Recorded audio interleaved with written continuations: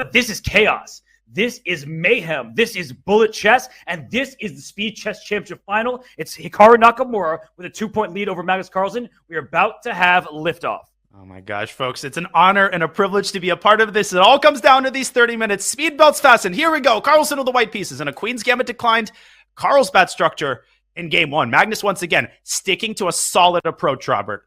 Wow, and knight h5. Knights on the rim are dim, but that knight attacked the bishop on f4. But look at the knight remaining out there. The queen on d1 spies it. At some point, knight e5 might be a good move. But look at Magnus just playing smart chess with knight f4. He allowed the knight out. Oh, an early oversight. He has to move the bishop back. That gives Hikaru a tempo. Now, it's not the end of the world because his pawn structure can sustain it. But he'll need to smoke that knight out of f4 ASAP. Well, he's about to castle queenside, and the knight will have to move to c. Now the c6 pawn is a target. He goes knight to e2. He's smoking the knight out. c6 is loose, and now it's a backwards pawn. So down, even if knight e2, bishop e2, we just get some trades. White has the structural advantage, but he blunders with knight d2. Queen b2! Queen b2! Oh, what a move! Oh, what a tactic in game one of the bullet! It's going to win a pawn. The knight's jumping back to c4, and Hikaru's basically winning in the endgame. And you saw Magnus, he's like, yep, I missed that one. And Hikaru needs to put this one away. It will give him a 3-point lead. But what a mistake by Magnus Carlsen. He has just been off form in so many of these games. So many one-move blunders, and we're just not used to that. But Hikaru, as you said, he has to put this game to bed, build up that cushion early in the match, because almost all of the bullet comebacks we've seen, they start from the very first games, and this is not moving in Magnus's direction. Robert, the F-file is going to open. The F2 pawn is a sitting duck. Look at that rook aiming hungrily at the pawn. Wow, h4. G3. Bishop f5. G3 is also really nice, but the pawn f2 is going down. If you go rook h2, then G3 comes with tempo, and you just have nothing here. You might even think about resigning. Hello, knight e3, bishop d3, knight f1. You can take anything in any order. Magnus needs to resign, and he needs to do it now. Every second is golden right now. Oh my gosh. Bishop g4 check, and bishop e2, there's rook f1 check, things like that. Oh, it looks no. very, very bad for Magnus. Hikaru sees it. Guess what he's doing? Something he's never done before. He's bringing some time off the clock. Resign right now if you're Magnus. Knight c3. Oh. And he does. That's it. Yeah, he resigns. He still has over 27 minutes remaining. That is plenty of time for this comeback. He goes for the Sicilian. He had a good position earlier in the match in the Sicilian, but he did not play the con. It's very common for players to trade blows at the start of the bullet as they adjust to the new time control. But one thing's for certain, Magnus is going to lose the match if he continues to make these one-move tactical blunders. He had a great position there. He just simply overlooked queen takes b2 and great recognition from Hikaru. And look at this, g4. That is something that strong players do. Even if they just want to draw and keep a match lead, they play like it's any other game. You need to play in your style. You cannot play with fear. Hikaru might even be playing more aggressively than usual. He wants to put this match away in the next 10 minutes. He doesn't want this coming down to the last game. He doesn't want any of that intrigue. He wants to end this here and now, and he's trying to end it on the king side. Magnus is trying to put his king to the death on the queen side. Here we go, folks. This is almost like the Andrake and Wesley So game from the CGC. And I'm waiting for g6 from white, but queen c3 threatens queen b2 mate. The knight will have to move out the way, so it's a close call. And look at Magnus like bishop f6. He's thinking gf7. The king might take on f7. The king is out in the open, but he's protecting everything for the time being. It's a messy position. It is, but Hikaru adroitly handling his minor pieces and stopping the queen from infiltrating to c3. It just seems like that g6 pawn is going to wreak havoc once the f7 pawn is eliminated. And we see a swap on c1 and knight c5 played by Magnus. So is there knight takes e4 shots? You need to be very careful here if you're Hikaru. But there's e5 beating him to the punch and smashing through the center. The knight on c5 is now hanging, as is the knight on d4. But you can just recapture. And where's the crusher?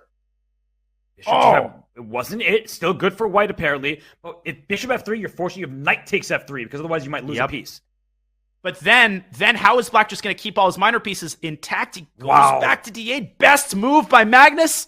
That's a huge phenomenal defensive move. Rook c5, you can't take the rook, but you can take the bishop on g5. And I do believe that white's king is less safe. So I see the evaluation bar, but I actually believe that white's position is a little bit more precarious. You're absolutely right. The pawn on a3 offers long-term chances against white's king. That could be significant in a time scramble. They are nearing a time scramble.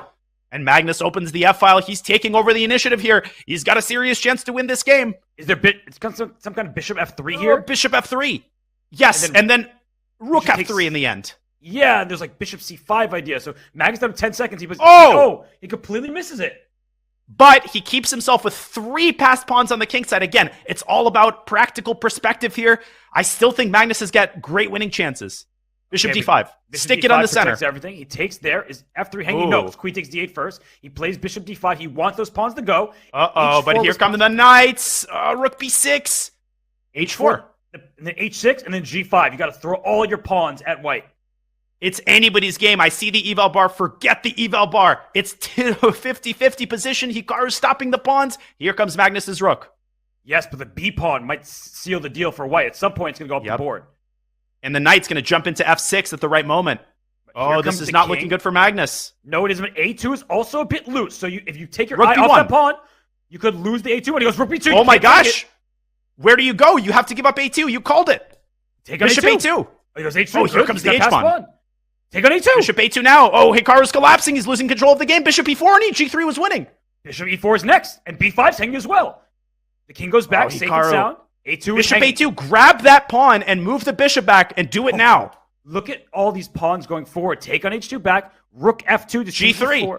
And just take on A2. Oh, Hikaru going for mate, but there's no mate. And look at Magnus. He realized it.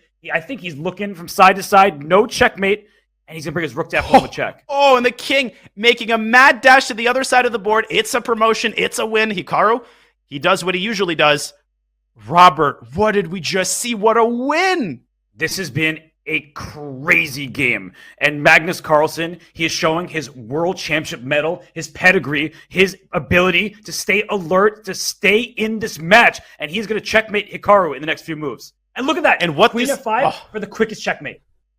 Yep. Clinical until the end, even with 2 queens on the board. He ain't lazy. Every second matters here. And only 7 minutes have gone off the match clock. So it has not been a catastrophe. Magnus gets this lead back to 2 and another pivotal game with the white pieces. These two are the absolute best in all forms of speed chess. But in bullet, this is incredible stuff. We see a capture on c4 this game, Danya. That allowed white to strike in the center with e4. A big center for white. We've seen many positions just like this. And look at black's kind of awkward setup with the knight on c6. This is some sort of a Grunfeld, but in the Grunfeld, you usually want to be able to play c5. In this case, Hikaru pushes e5, and he's going to stick that knight on d4. Practically, I do like black's piece activity. Piece activity is so important in bullet. But this is like the most Magnus position ever, right? You have the bishop pair. You're getting in the end game. There's no targets. E5. You're just better here. And I feel like this is trouble for Hikaru. Knight Major E4. Trouble. And bishop c5. And bishop c5. Stop it. Stop it? No, you stop it. Okay. Well, Queen. Knight d4 is a counter shot for black. That's the good news for Hikaru right now. And he's going to play it. And he has to seize on the opportunity to create intrigue with his knights. Knight c2, maybe get that bishop out of the picture. Bishop c5, can you throw that in? He goes queen c3. He's saying your bishop on g7 is terrible. Knight d5 almost worked. He plays it now, and he's going to play c6, I think, to cement the knight. No, he goes back. Mm-hmm. And you need to get knight c5, or at least threaten knight c5 as white. Trading everything here should still be better for Magnus, but Hikaru doing a very good job of being solid. Magnus has made 0 progress the last 5 moves, and Hikaru up 17 seconds. Huge time advantage for a bullet game.